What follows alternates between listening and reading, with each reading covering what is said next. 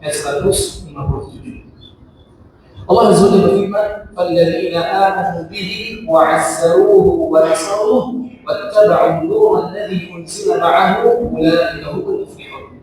Dan orang-orang yang beriman itu adalah mereka orang-orang yang mengagungkan Nabi sallallahu alaihi wasallam dan menolong beliau. Mengagungkan dan menolong beliau sallallahu alaihi wasallam dan mengikuti cahaya yang diberikan kepada Nabi sallallahu alaihi wasallam. Maksudnya adalah Al-Quran. Maksudnya adalah Al-Quran. Ulaika humul muflihun. Itu adalah orang-orang yang menang kata Allah Azza wa Jalla.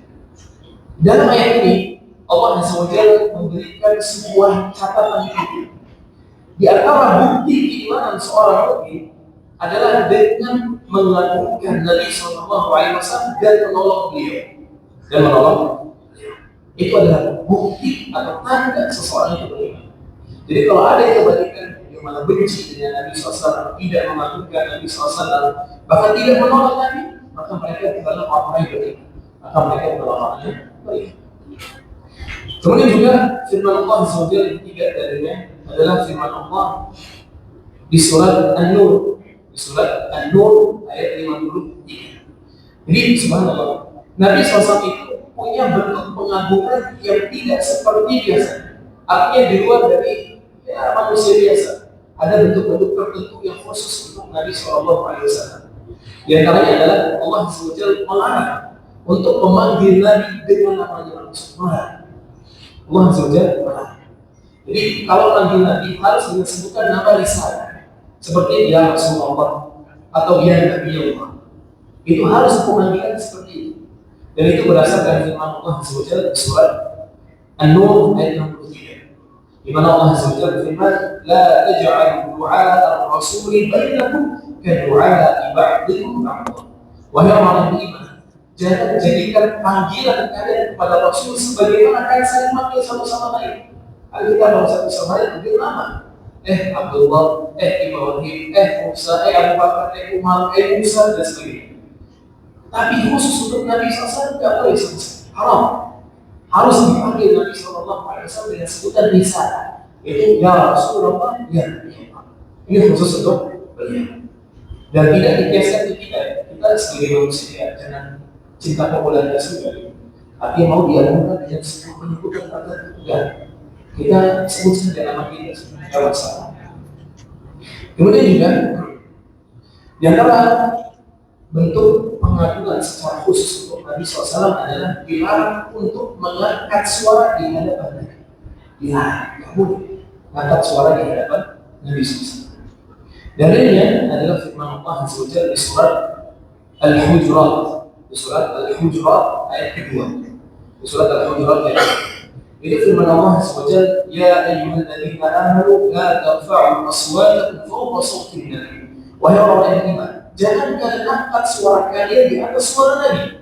Wala tajharu lahu bil qawli kajahri ba'dikum li ba'din an tahbata a'malukum wa antum la tash'urun. Sebagaimana kerasnya salah seorang di antara kalian berbicara yang lain. Hati-hati dengan Allah SWT. Bisa jadi amalan kalian gugur karena masalah ini sedangkan kalian tidak sadar. Ayat ini ada sebab nulisnya. Disebutkan sama Imam Ibn Hibban, Sahihnya juga At-Tabarani dalam juga Imam Ibn Mubarak dalam kitab Al-Jihad. Ada sebuah kisah seorang sahabat bernama Thabit bin Qais. Thabit bin Qais ini adalah seorang sahabat yang suaranya itu kencang, dan suaranya besar. Kalau ngomong itu lantang. Ketika ayat ini turun, dia menganggap ayat ini untuk dia. Dia orang-orang sahabat itu ketika turun sebuah bulan, mereka langsung merasa itu dan mereka sendiri itu subhanallah para sahabat. Akhirnya karena ayat ini turun, dia tidak pernah keluar rumah, sama sekali. Sejak ayat itu turun, dia tidak pernah keluar rumah. Dia nangis di rumah, di pojok rumahnya nangis dan beristighfar sama Allah. Sampai akhirnya Nabi SAW di antara kebiasaan beliau mencari sahabatnya yang tidak rumah. Jadi kalau ada yang hadir, beliau cari kemana ya? Ini kebiasaan beliau. Maka akhirnya dikatakan sama sahabatnya, "Ya Rasulullah, sejak firman Allah di surat Al-Hujurat ayat 20, Thabit bin Qais tidak pernah keluar rumah dan dia nangis karena kesalahannya." Nabi SAW kaget kemudian. Akhirnya kita dipanggil dan saudara dia sih. Akhirnya datang Thabit bin Qais menghadap Nabi SAW. Kemudian Nabi SAW bertanya, "Ma yubkika? Apa yang bikin kamu sedih?" Maka kata Nabi Muhammad Rasulullah, Allah Azza wa Jalla berfirman tadi, "Wahai orang beriman, jangan angkat suara kalian di atas suara Nabi SAW." Dan kata Allah Azza wa Jalla dalam ayat itu, "Hati-hati amalan kalian gugurkan amal ini, sedangkan kalian yang rasa." Dan aku rasa masuk dari ayat ini. Subhanallah. Kemudian kata Nabi SAW, "Wahai Thabit bin Qais, apa kamu enggak itu hidup sebagai seorang yang mulia dan mati sebagai seorang syahid dan kamu masuk surga?" Dan kamu jadi gitu. Kata Nabi SAW, "Wahai Thabit bin Qais, apa kamu enggak itu hidup sebagai orang yang mulia, mati sebagai seorang syahid dan masuk ke dalam surga?" Maka kata Thabit bin Qais, "Allah ya Rasulullah, begitu." Tentu ya Rasul, aku itu adalah tadi. Dan ternyata benar, Thabit bin Qais hidup sebagai orang yang mulia dan wafat sebagai seorang syahid. Dan ya kita beriman bahwasanya beliau masuk ke dalam surga Allah SWT. Itu adalah sebab muslimah ini. Kemudian ada sebuah hadis yang disebutkan sama Imam Bukhari dalam sahihnya dari Umar bin Khattab. Pernah suatu ketika di Masjid Nabawi zaman khilafahnya Umar, ada dua orang dari Taif. Taif itu zaman Mekah. Ya kalau sekarang itu 2 jam ya, 2 jam. Agak jauh ya, Mekah ini termasuk kota terdekat sama Mekah, termasuk kota terdekat. Dua orang ini di dalam Masjid Nabawi ngomong kencang-kencang. Akhirnya sama Umar disampaikan. Lalu Umar bin Khattab bertanya, "Min aina antum? Atadriyah aina antum?" Kalian tahu nggak kalian sedang berada di mana sekarang? Maka kata mereka, "Kami berada di Masjid Nabawi." Kemudian Umar bertanya, "Min aina antum?" Dari mana kalian berada? Maka kata mereka, "Min Taif." Kami dari Taif. Kata Umar radhiyallahu anhu, "Lau kuntum min ahli Madinah, la awja'tukum Allah." Andai kata kalian termasuk penduduk Madinah, aku enggak. Kenapa? Kata Allah SWT berfirman, "Ya ayyuhalladzina amanu la tarfa'u aswatakum fawqa sawti an-nabi." Jadi larangan untuk mengangkat suara di kuburan Nabi SAW, di masjid Nabi SAW. Ini kekhususan dia Sallallahu Alaihi Wasallam. Kemudian juga yang mengagumkan banget, yang bikin kita itu subhanallah, para sahabat mengagumkan Nabi SAW sampai pada titik itu sebuah kisah ketika sulhul Hudaybiyah. Tahun ke-5 Hijriah. Ketika Quraisy waktu itu utus seorang bernama Urwah bin Mas'ud. Utus seorang namanya Urwah bin Mas'ud. Ketika Urwah ini masuk ke barisan kaum muslimin waktu itu, kemudian dia melihat sebuah kejadian menakjubkan. Dia melihat para sahabatnya ini beda cara perlakuan itu pada Nabi, beda banget. Sampai ketika dia balik ke Quraisy, dia mengatakan, "Wahai kaum Quraisy, wallahi laqad wafattu 'alaihi." Aku tidak pernah datang di semua raja ini. Wafattu 'ala Qaisar wa Kisra dan Najasyi. Aku datang ketemu sama Kaisar dari Romawi dan Kisra dari Persia dan juga Najasyi dari Habasyah dari Ethiopia. Kemudian beliau mengatakan, "Wallahi in ra'aitu malikan qattun yu'adhibuhu ashabahu ma yu'adhibu ashab Muhammad." Aku nggak pernah lihat sama sekali seorang pengikut raja mengagungkan rajanya sebagaimana sahabat yang Muhammad mengagungkan Muhammad.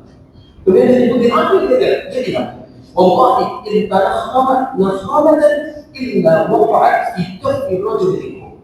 Tidaklah si Muhammad itu membuang ludah kecuali ludah itu masuk ke tangan salah seorang sahabat mereka. Sampai sebegitunya. Ini nggak pernah ada di raja-raja yang lain. Kemudian dia lanjut mengatakan, "Padahal dari apa jahatmu wajib itu." Kemudian ajudan itu bukan dibuang sama sahabat itu, tapi dikatakan wajib itu. Saking mengagumkan Nabi Sallallahu Alaihi Wasallam. Wa idza amarahu ibtadahu. Ketika Nabi SAW menikahkan seseorang dari orang mereka langsung segera memenuhi panggilan itu. Wa idza tawadda'a kanu ya'tadibuna 'ala wudu'ihi. Kalau Nabi SAW wudu, itu hampir-hampir mereka saling bunuh satu sama lain gara-gara selalunya Nabi SAW. Sampai sebegitu pengaduan mereka sama Nabi SAW. Sampai ini orang akhirnya kabur. Beda. Dia udah lihat sebenarnya lagi ada di semoga bumi waktu itu. Tidak ada satupun yang sampai pada titik ini kecuali sahabat Nabi Sallallahu Alaihi Wasallam. Kemudian dia mengatakan bahwa idan lama khawafu asma'u bidah. Kalau mereka berbicara di hadapan si Muhammad, itu mereka merintahkan suara lalu dia istri. Subhanallah. Wa ma yahduna ilaihi namara ta'diluhu. Dan tidak ada satupun dari mereka melihat beliau dengan mata yang semuanya itu dengan dengan mata pandangan cinta, penghormatan dan sebagainya. Itulah sahabat Nabi Sallallahu Alaihi Wasallam. Di sisi lain, ada kisah yang lain. Ada seorang sahabat bernama Usama bin Syarif radhiyallahu anhu. Dia mengatakan sebuah hadis, dia mengatakan, "Ataitu Nabi sallallahu alaihi wasallam wa ashabahu ka'annama 'ala ru'usihim tayr." Aku pernah datang dengan Nabi SAW sama para sahabat. Kemudian aku dapati seakan-akan di atas kepala mereka ada burung yang minggat. Kenapa? Diam mereka, sama sekali tidak bergerak ketika di dalam majlis Nabi SAW. Tidak gerak sama sekali. Benar-benar ketika Nabi sudah duduk, mereka yang duduk dan tidak gerak sedikit. Sampai seakan-akan di atas kepala mereka itu burung. Biru burung. Nah, kita tahu bahwa burung yang gerak ini itu berbeda. Ini burungnya sampai biru di atas kepala mereka. Mengagumkan Nabi Sallallahu Alaihi Wasallam. Dan masih banyak lagi kisah-kisah para sahabat yang itu mengagumkan hadis Nabi Sallallahu Alaihi Wasallam. Dari sini kita bisa paham bahwasanya mengagumkan hadis, mengagumkan sunnah Nabi SAW itu adalah hal yang sangat penting. Bahkan tanda keimanan seseorang adalah mengagumkan Nabi Sallallahu Alaihi Wasallam. Nah, ada menunjukkan tentang macam-macam pengagungan kepada Nabi SAW. Ada tiga bentuk pengagungan kita kepada Nabi Sallallahu Alaihi Wasallam. Yang pertama adalah mengagungkan beliau dengan hati. Mengagungkan beliau dengan hati. Bagaimana caranya mengagungkan beliau dengan hati? Itu dengan mengimani semua yang datang dari beliau. Semua berita yang datang dari Nabi SAW kita imani tanpa ragu sedikit, tanpa ragu. Imani aja. Kemudian mengedepankan cinta kepada beliau di atas kecintaan kita kepada orang lain. Dan kita tahu sebuah hadis yang sahih dari Nabi SAW, la yu'minu ahadukum hatta akuna ahabba ilayhi min waladihi wa waladihi wa nasabih. Gak sempurna ibadah salah satu dari orang kalian sampai aku yang paling dia cintai daripada kedua orang tuanya, anak-anaknya, bahkan seluruh manusia. Dan kisah tentang uang sebenarnya SAW masih disebutkan pernah jalan berdua Nabi SAW sama Allah. Dan bukan karena cinta sama Nabi, bukan karena rasa cinta itu. Kemudian mengatakan, ya Rasulullah, wallahi la anta ahabbun nasi ilayya. Ya Rasulullah, demi Allah, kau yang paling aku cinta. Ini adalah nasi. Tapi masih belum dikalahin sama kecintaan aku terhadap diriku sendiri. Kata Nabi SAW, ya Allah, enggak ya Allah. La yu'minu ahadukum hatta akuna ahabba ilayhi hatta min nafsi. Enggak ya Allah.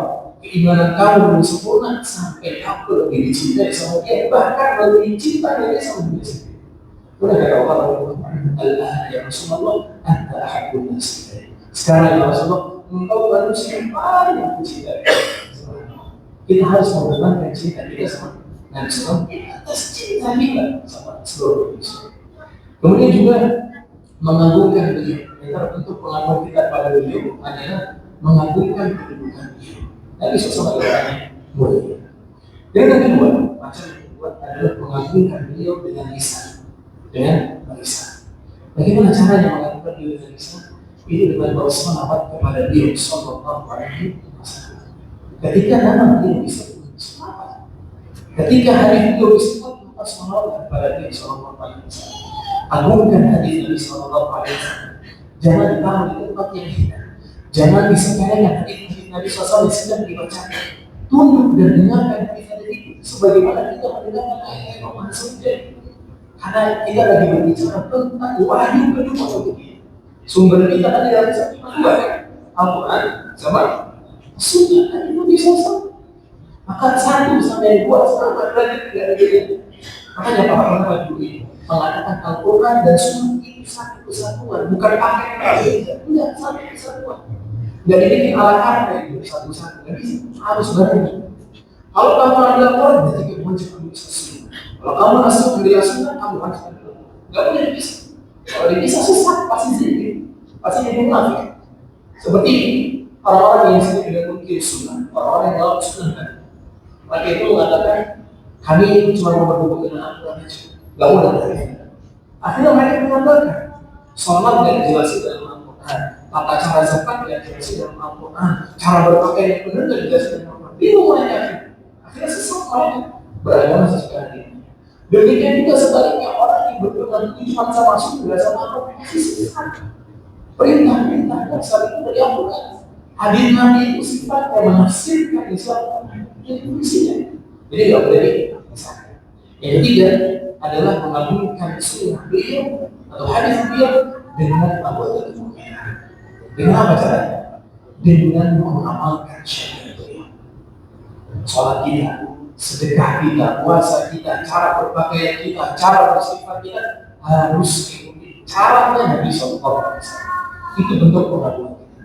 Sekarang alhamdulillah Allah juga berikan kita anugerah mau menjalankan jenggotan, cingkrang, rajin ke masjid, rajin istighfar, menjauhi hal-hal yang tidak bermanfaat, yang perempuan menutup diri dari cobaan, dari ujung kaki. Itu semua bentuk pengakuan kita kepada Nabi SAW. Dan pertahankan itu sampai mati.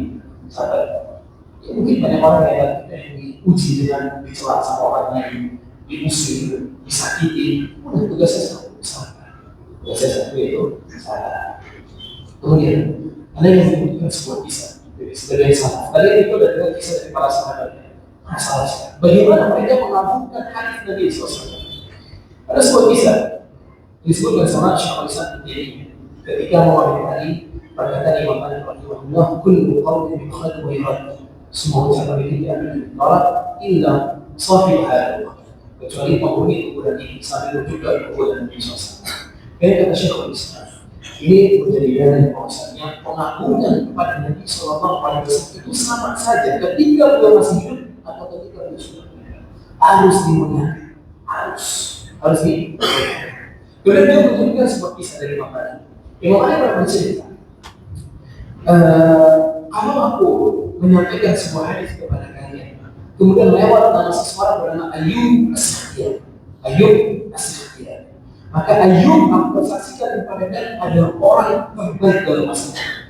Kemudian Imam Malik berkata, pada suatu ketika Ayyub As-Sakhtiyani ini haji 2 kali, dan di kedua haji itu aku Al-Muqu itu cuma mantau dia saja, belum ada hadis, cuma mantau dia. Bagaimana akhlak dia, bagaimana dia menyampaikan hadis, bagaimana dia jujur apa dalam ucapannya, bagaimana muamalah dia. Jadi itu para ulama nggak sembarangan Nabi itu. Jadi yang orang yang melihat itu akhlak ini gimana? Kalau banyak dustanya, baik makan makanan yang haram, atau bajunya nggak benar, atau dia jarang sholat, itu nggak ada yang dibuat hadis itu. Tapi tidak sebelumnya. Kenapa ini pasti sekian? Setiap disebut nama Nabi SAW, setiap disebut nama Nabi, dia langsung nangis. Setiap disebut nama Nabi SAW, dia nangis. Dan dia tidak bisa untuk melanjutkan hadis. Jadi dia menyampaikan hadis, kemudian dia mengatakan, kalau Rasulullah SAW, kemudian dia bisa nangis. Dan dia bisa melanjut lagi membaca hadis. Kemudian kata Imam Malik, karena hal itu, saya mau mengatakan, karena pengaruhan yang agung sekali dari seorang tabi'in bernama Ayyub.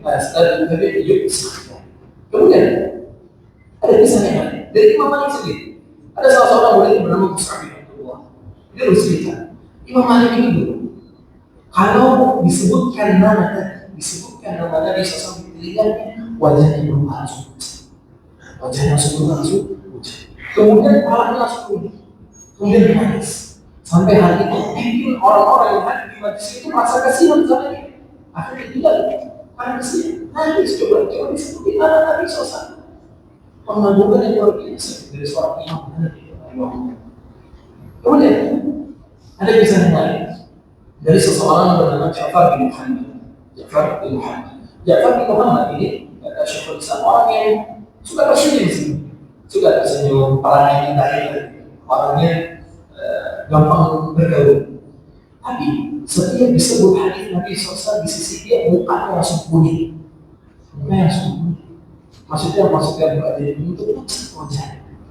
Kemudian wama itu hadis Rasulullah tidak ada. Dan kata rawi cerita ini, aku tidak pernah lihat Ja'far bin Muhammad ketika menyampaikan hadis kecuali udah berbunyi sebab dijaga hatinya, nggak sembarangan. Kemudian juga ada sebuah kisah dari Abdurrahman bin Qasim. Pernah disebutkan nama Nabi SAW di sisi dia. Kemudian wajah dia berubah menjadi merah. Seakan-akan darah keluar dari wajah. Saking mengakukan hadis Nabi SAW. Bahkan sampai disebutkan Abdurrahman bin Qasim bibirnya sampai ketika dia menyampaikan sebuah hadis. Saking mengakukan hadis Nabi SAW. Kamu bisa ya? Bagaimana para sahabat terdahulu? Tak sembarangan ketika menyampaikan sebuah hadis. Karena mereka tahu ketika mereka menyampaikan sebuah hadis, tanggung jawab besar di hadapan Allah Subhanahu. Ya, asal tidak dibagi aja. Pasti mereka wajah jaga-jaga benar ya sama mereka. Jangan sampai nanti mereka dapat sebuah itu nanti itu palsu ya. Bahaya. Biar kami masuk dalam hadis Nabi SAW, jika ada bahaya itu terakhir. Siapa yang berusaha atas nama kufar dan bawa dan siapa yang kata-katanya di tempat duduknya di mana. Kemudian juga sebuah kisah disebutkan sama seseorang bernama Ali bin Abdullah bin Zubair. Ali bin Abdullah bin Zubair. Katanya, ketika dia disebutkan Nabi SAW di sisinya dia, maka dia menangis sampai air matanya berhenti. Artinya dia nangis sampai air matanya tidak boleh habis. Itu cuma disebutkan nama dia belum menyampaikan hadis. Dan juga Abu Hurairah radhiyallahu anhu tidak orang menyampaikan sebuah hadis dari Nabi SAW. Itu salah satu usaha Arabi menang yang tiga golongan orang yang pertama kali dia bergerak. Ini riwayat Abu Hurairah. Katanya ketika Abu Hurairah mau menyampaikan hadis ini baru bilang qala Rasulullah sallallahu alaihi wasallam thalathatun usaha Arabi menang yang berarti itu kenapa? Dia takut dengan apa yang semua ini. Mungkin dia sadar lagi pada satu usaha Arabi menang yang misalnya sampai 3 kali salah satu saat ini yang berisiko besar. Subhanallah, pengaruh dari kepada hadis Sallallahu Alaihi Wasallam. Dan kita masih jauh kan? Kita mah ya Nabi SAW ada karena kita masih nolak itu masalah hadis ini. Itu sebaliknya kita kan disampaikan sebuah larangan, sebuah perintah dia bilang masa iya sih nggak bisa pakai itu. Tidak mungkin. Makanya sikap yang paling tepat buat kita orang awam yang nggak tahu hadis itu sahih atau enggak adalah tawakuf. Tidak mengatakan ini bukan hadis dan juga tidak mengatakan ini hadis. Nah, banyak ustaz yang menyampaikan, banyak orang yang menyampaikan ini hadis sahih dan gimana aku dapat itu juga tidak segala.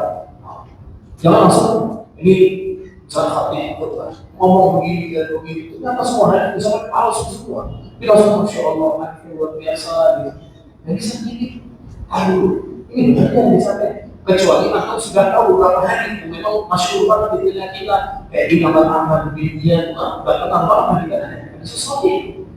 Ya kan? Terus misalnya tadi man kadzaba alaihi muta'ammidan falyatabawwa maq'adahu min an-nar tahu tafsir. Tapi yang selainnya maka sudah tidak tahu. Memang para ulama tidak benar. Tidak berkata. Ada yang mengatakan menerima dulu, nanti disebut cross check. Ada yang mengatakan tolak dulu, disebut cross check. Ada yang mengatakan tawakuf dari benar kedua salah. Dan Allah Taala akan dicontoh. Nah itu adalah kisah singkat dari para ulama salaf di dalam menghubungkan hadis Nabi Sallallahu Alaihi Wasallam. Maka dari sekarang kita sudah sampai dari itu. Kalau kita mengharapkan kita bisa masuk surga Firdaus, lihatlah orang-orang yang sudah dijadi surga Firdaus sekarang para sahabat di rumah ini. Yang mereka memang betul-betul tahu agama, betul-betul tahu, tak sembarangan. Dan sekarang kita masuk ke dalam beberapa dalil lagi tentang wajibnya menghubungkan hadis Nabi Sallallahu Alaihi Wasallam. Jadi kita sudah sebutkan beberapa dalil dari Al-Quran. Kemudian ada sebuah dalil yang disebutkan kita sebutkan tentang wajibnya kita mengagungkan hadis Nabi. Bahkan juga Al-Quran.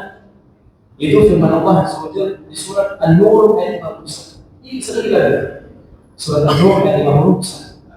Itu firman Allah SWT, "Innama kana qaulal mu'minina idza du'u ila Allah wa rasulih liyahkuma bainahum an yaqulu sami'na wa ata'na."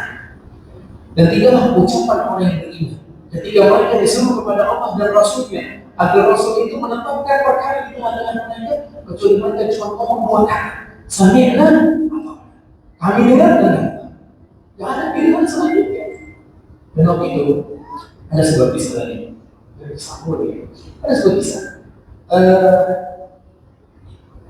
ketika firman Allah SWT di 3 ayat surat Al-Baqarah, "An lillahi ma fis samawati wa ma fil ardh wa in tubdu ma fi anfusikum aw tukhfuhu yuhasibukum billah." Kalau Anda perhatikan makna ayat itu takut sebenarnya. Wa in tukhfu ma fi sudurikum aw tubduhu ya'lamu. Apa yang kamu sembunyiin dalam hati kamu atau apa yang kamu tampakkan, semuanya dihisab sama Allah. Dengan kayak itu para sahabat jadi pergi langsung lemas. Segala sesuatu yang nampak tersembunyi dihisab sama Allah. Sedangkan masalah hati itu nggak bisa ngatur ini. Karena tiba-tiba terbesit kesoliman, tiba-tiba terbesit suatu hal yang buruk dan sebagainya. Kemudian Nabi SAW ketika mendengar hal itu marah. Kemudian beliau Sallallahu Alaihi Wasallam. Sebelum itu para sahabat datang dulu kepada Nabi SAW. Kemudian mereka mengatakan, Ayo Rasulullah, kulifna minal a'mal. Kita ini sudah dibebankan syariat yang kita memang mampu untuk berkerja. As-salat, al-jihad, wasiyah, was-sadaqah, salat, jihad, puasa, dan sedekah. Bahkan pun tidak ada kehadiran ayat, pada mungkin Tuhan. Tapi ayat tadi turun kepada kita, kita tidak mampu menahan hal itu. Bayangin, segala sesuatu dihisab sama Allah. Jadi walaupun terbesit dalam hati seorang hati sedih, nanti bisa ada. Dan ternyata kata Nabi SAW, belum marah. Kemudian belum mengatakan, Aturiduna an taqulu kama qala ahlul kitab min qablikum. Kalian mencoba mengatakan apa yang dikatakan dua ahli kitab sebelumnya, Yahudi dan Nasrani. Mereka mengatakan sami'na wa asina. Kita dengar dan kami maksud. Itu dua orang Yahudi dan Nasrani. Ketika datang sebuah perintah adalah yang mereka lakukan adalah kami dengar dan kami maksudnya. Seperti kejadian Ashabus Sabat, orang-orang yang mancing dari satu dilarang sama Allah SWT. Mereka cari hilang, cari jalan tengah atau cari cara supaya halal. Mereka taruh jalan di hari Jumat, kemudian di hari Minggu. Ketika hal itu disampaikan sama Nabi, ya kalau ini nggak boleh, mereka bilang, kami nggak mancing dari sana.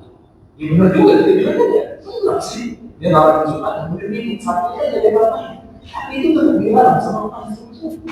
Dan akhirnya dalam hal itu wajah mereka menjadi wajah babi dan Tuhan. Itu hati-hati. Nanti wajahnya jadi bagian. Kemudian kata Nabi SAW berlembur. Tapi katakanlah ketika datang kepada kalian perintah atau larangan dari Allah SWT, semi'na wa ata'na.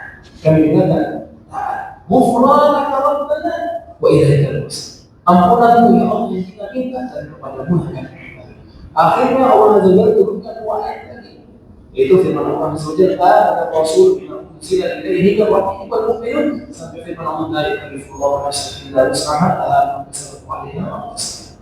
Akhirnya itu ayat firman Allah SWT ini kemudian pada saat akhir. Jadi Allah SWT berikan kita sebuah kemuliaan. Di akhir ayat surat Al-Baqarah Allah SWT mengatakan Rabbana la yukallifullahu nafsan illa wus'aha. Allah tidak membebani suatu jiwa kecuali yang ada mampu. Kedua itu mampu. Dan memang begitu. Salat, zakat, sedekah dan semua ibadah itu mampu dia. Kemudian lahan kesatu alih. Dia bakal dapat ganjaran karena amal saleh yang dia lakukan dan apa dapat ganjaran karena dosa yang dia lakukan. Rabbana la tu'akhidna in nasina wa akhtana. Ya Allah, kata Allah SWT menceritakan tentang orang beriman para sahabat. Rabbana la tu'akhidna in nasina wa akhtana. Ya Allah, jangan kau hadap kami karena sebab kelupaan atau kesalahan. Ya Allah. Kemudian Rabbana wa la tahmil 'alaina isran kama hamaltahu 'ala alladziina min qablina. Jadi dipotong ayat yang tadi beliau hadis Rabbana la tu'akhidna in nasina wa akhtana. Allah mengatakan nah. Allah mengatakan nah. Allah bilang iya. Kemudian lanjut kedua selanjutnya Rabbana la tahmil 'alaina isran kama hamaltahu 'ala alladziina min qablina. Ya Allah, jangan kau bebankan kita sebuah beban yang kita tidak sanggup pikul sebagaimana kau bebankan orang-orang sebelum kita. Kemudian Allah bilang, iya. Kemudian di akhirnya Rabbana wa la tuhammilna ma la taqata lana bih. Ya Allah, jangan kau bebankan kita sesuatu yang kita tidak sanggup ya Allah. Kemudian Allah bilang, iya. Kemudian kita minta sama Allah, wa'fu 'anna waghfir lana warhamna. Ya Allah, maafkan kami dan ampuni kita jika rahmat kita. Anta maulana mansurna 'alal qawmil kafirin. Engkau adalah penolong kita di hadapan dan tolonglah kita dari orang kafir. Dan Allah akhirnya bilang, dikabulin sama Allah. Itu adalah tentang wajibnya kita mengadakan sami'na wa ata'na. Jadi kalau datang perintah dalam itu satu sampai 4 orang. Kau sama ngomong banyak banyak. Makanya Nabi SAW juga pernah mengatakan dalam hadis yang saya sering kita juga dakwah ini maka biarkan aku dengan mata tak tinggal di dalam hadis. fa inna ma ahlaka man kana qablakum kathratu su'alihim wa ikhtilafu ala anbiya'ihim. Karena hal yang paling banyak membinasakan orang sebelum kita kebanyakan nanya dan perselisihan mereka terhadap perintah dari mereka. Kita bisa lihat dari Israel ketika disuruh ngomong sapi. Ini awalnya gampang loh. Motong sapi udah didik, gitu kan? Makanya mereka nanya, udah ngawat. Coba bina sama orang. Jelasin sapinya kayak gimana. Dikasih masyarakat makin susah. Dan Allah SWT itu sapi yang betina dan belum pernah hamil. Itu udah dikasih kayak gitu. Kemudian Nabi bisa mengatakan kalau alimatu tidak ada perbedaan kita. Lanjutannya menagih. Coba minta sama Allah bagaimana. Karena ini masih belum jelas kok. Dikasihlah warna yang susah, warna kuning ke orang Korea. Kemudian tuh warna itu bikin orang takjubnya benar, susah. Harusnya di sini kan mata saya ini udah cukup. Dia makin susah nih syaratnya.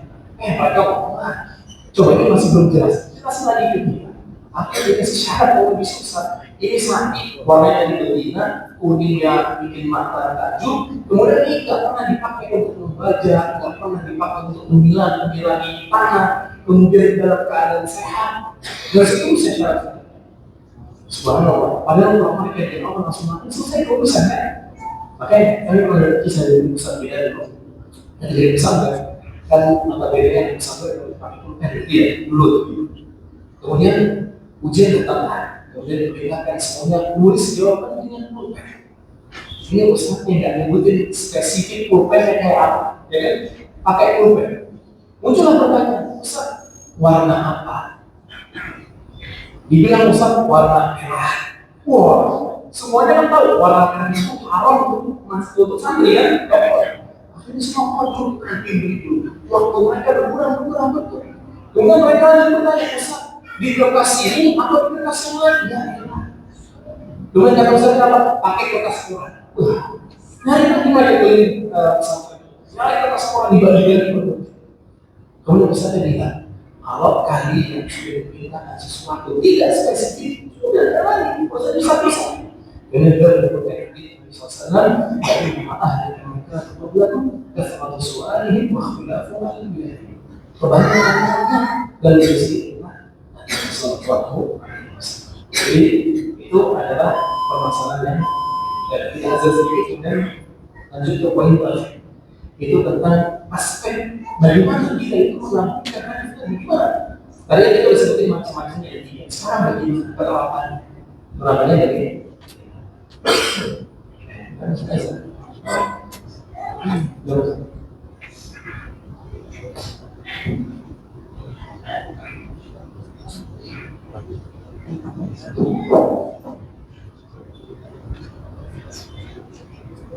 Allahu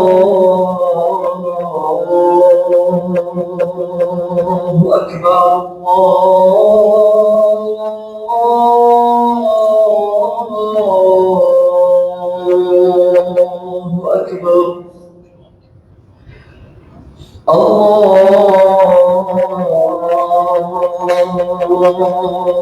Akbar, Allahu Akbar,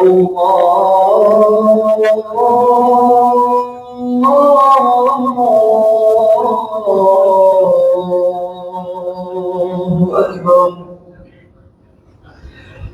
Asyhadu an la ilaha illallah.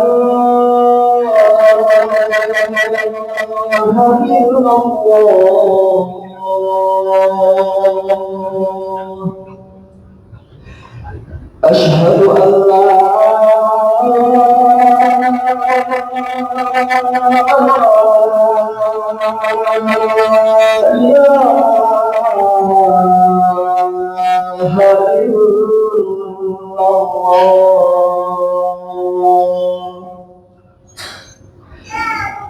Asyhadu anna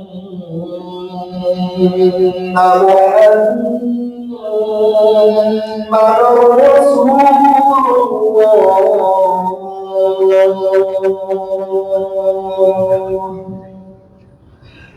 Asyhadu anna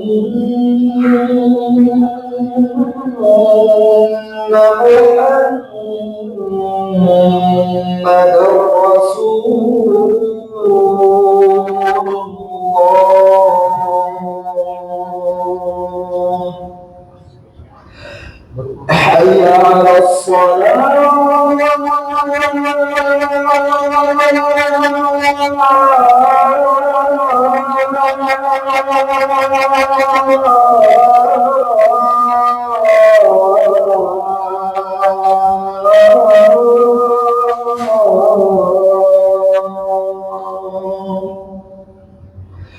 حي على الصلاة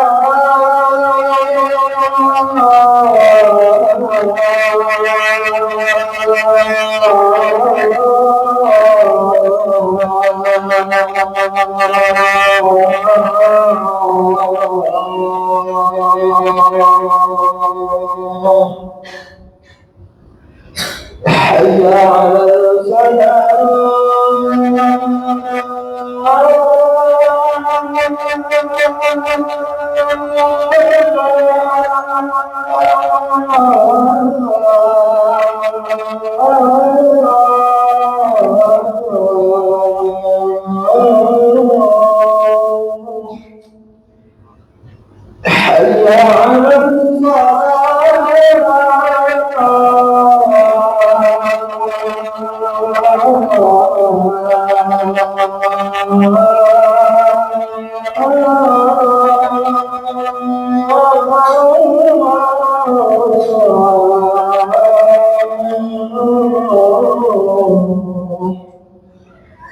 الله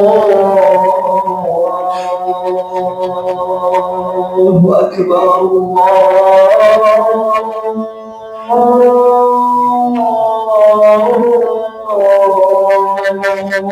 الله أكبر لا إله إلا الله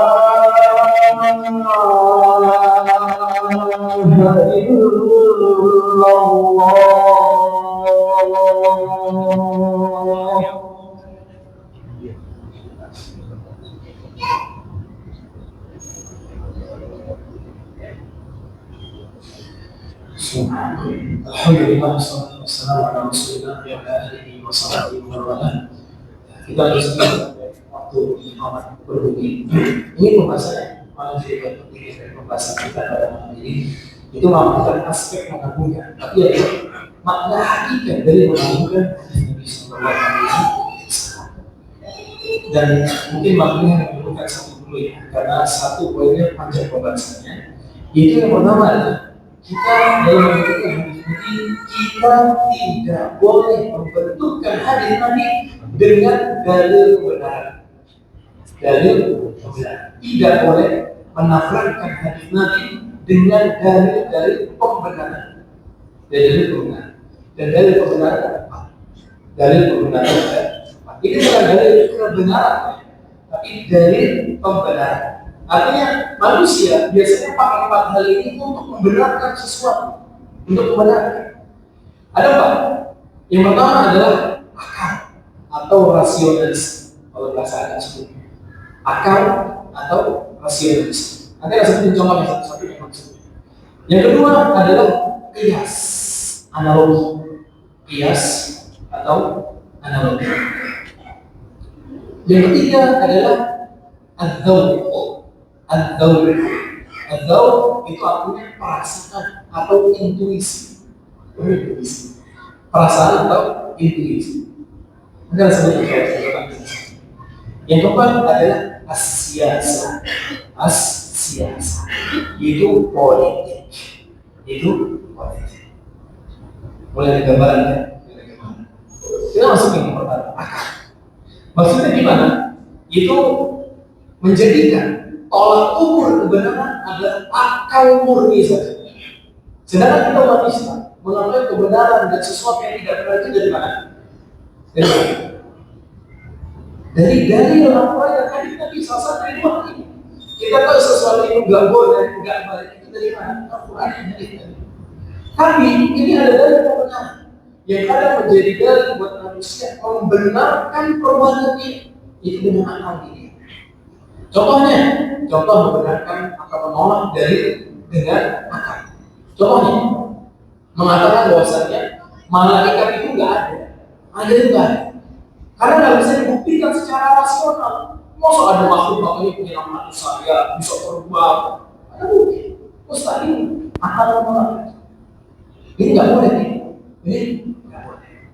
Karena tugasnya akal adalah tunduk kepada dalil. Tugasnya akal tunduk kepada dalil, bukan menjadi hakim buat dalil. Ini tugasnya akal.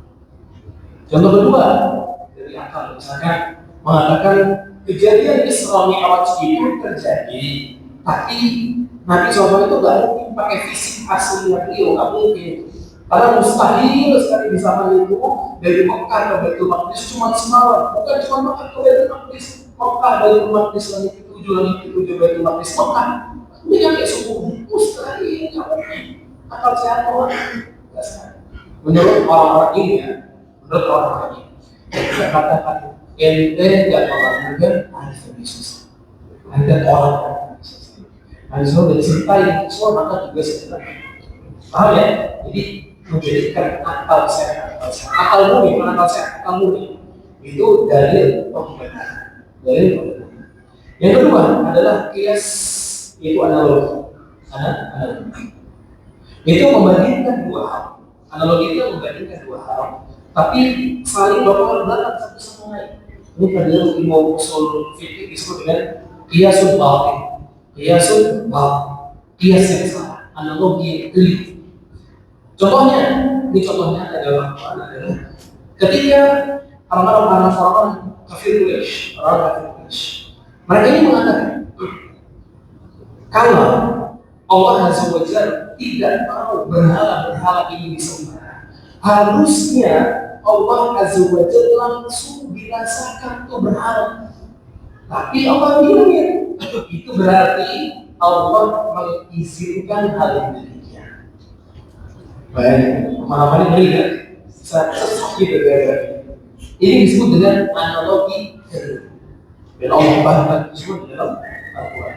Contoh lain, antara jual beli sama riba. Orang-orang kafir Quraisy dulu mengatakan riba sama jual beli sama, nggak ada bedanya. Maka Allah mengatakan dari keadaan qalu di surat Al-Qur'an ayat 275. Dari keadaan qalu innamal bai'u mithlu riba. Nah, ini mengatakan katanya jual beli sama sama riba. Samanya dari mana? Pasti dari mana samanya? Satu poin, sama-sama riba. Orang yang jual beli kan riba satu sama lain, ya kan? Yang riba masuk sama itu dengan itu. Tapi ini adalah kias yang batil kepada saudara. Dengan Allah menekankan sesuatu mengatakan wa ahallallahu al-bai'a wa harrama. Allah halalkan jual beli dan halalkan riba. Dan yang menyedihkan di zaman ini orang lebih suka dengan riba daripada jual beli. Mulai hidup dengan riba. Riba itu dianggap biasa. Bahkan dianggap harus. Alhamdulillah bahkan kita nggak harus. Alhamdulillah. Coba diharus gimana? Maka itu biasanya bapak analogi ini. Yang ketiga adalah gaul atau berperasaan atau intuisi.